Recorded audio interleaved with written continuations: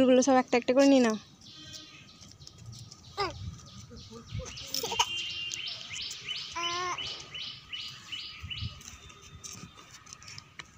বাবা বাবা, কড়াই গরম হয়ে গেছে।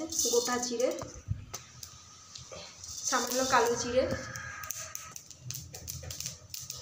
এবার দিচ্ছি সর্ষের তেল,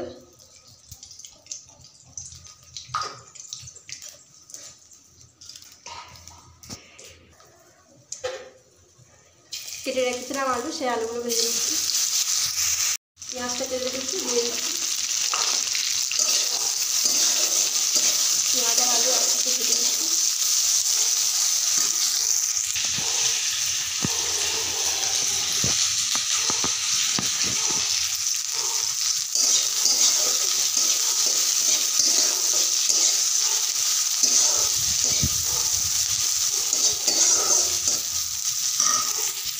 ফুলটা বেছে ভালো করে ধুয়ে নেওয়া হয়েছে। এবার আমার অল্প করে দিয়ে দিচ্ছি।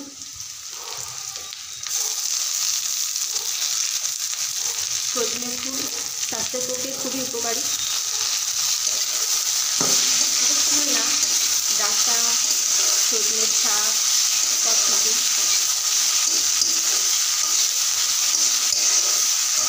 আজকে আমি আলু দিয়ে ছোটো ছোটো আলু কেটে পেঁয়াজ দিয়ে ভাজা করছি। এর সাথে যদি আপনারা কিছু মনে করেন যে মটরশুঁটি দেবেন, গাজর দেবেন, তাও দিতে পারেন, ভালো লাগবে খেতে। এবার আমি হলুদ দিচ্ছি আর স্বাদ অনুযায়ী লবণ।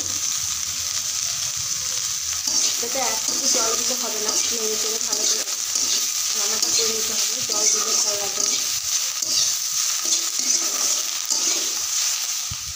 খাওয়া দিচ্ছি তো এদিকে আঁচটা চলে আসছে, আর আমার ভিডিও বানাতে অসুবিধা।